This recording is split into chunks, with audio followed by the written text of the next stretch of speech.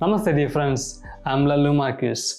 Many people are facing with a lot of wrist injuries during their yoga practice. It's maybe because of they are practicing yoga beyond their limit, and also there are some other points they are not considering. So in this video, I'm sharing you some important point you need to consider before you practice yoga that will help you to avoid injuries in your wrist. Let's begin the session.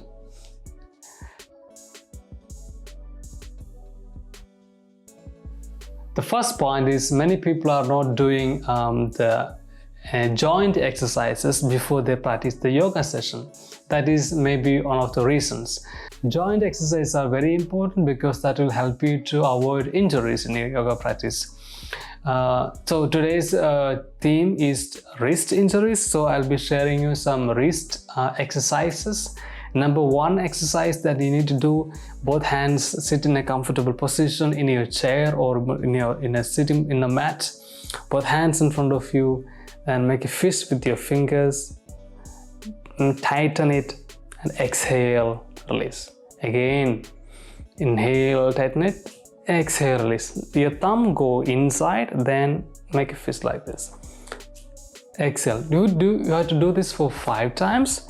After doing this, then again stay in the same position, both hands in front of you, both palms up, palms down, palms up, palms down. Do this also 5 to 10 times.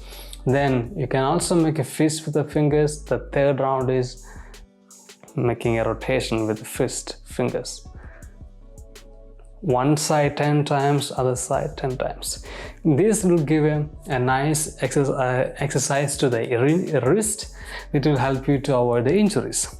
And then you can place the palms in front of you, support your right palm with the left hand, with the palms down, give a nice deep stretch. Stay for at least 1 minute, 30 seconds to 1 minute. Then go up like this. Then also 30 seconds to 1 minute. After doing this, do the other side. And this is the exercises. This exercise is also not required. We need to focus on the practice that we are doing. For example, when we're doing Chaturanga Dandasana, many people are using the palms like this, not spread.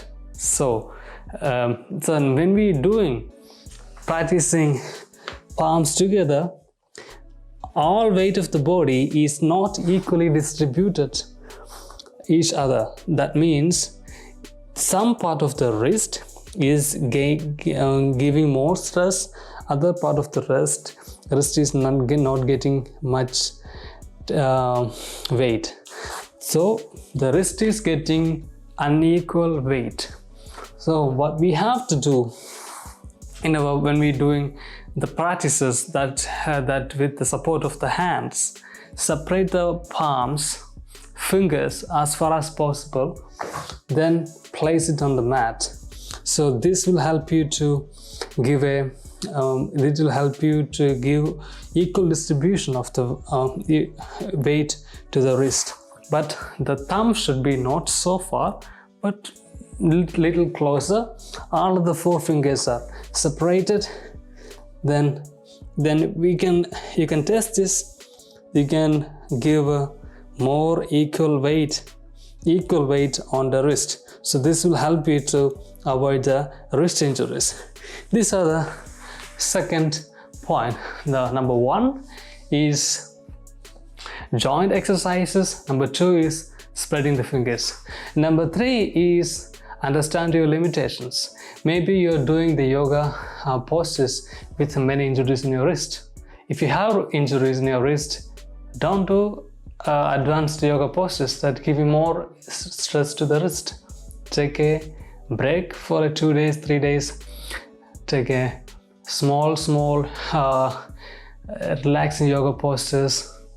Then when you're getting more relieving with the wrist pain, then you can do it again. So number 1, wrist exercises, joint exercises. Number 2, considering separating the fingers, so equally distributing the weight to the palms. The third is not doing yoga poses beyond your capacity. Understand your limitation of your body. Don't make comparison with other people. Compare with yourself, understand with yourself, and move forward each and every step. That's all for this video. With this video, I wish you good luck. See you with the next video. Namaste.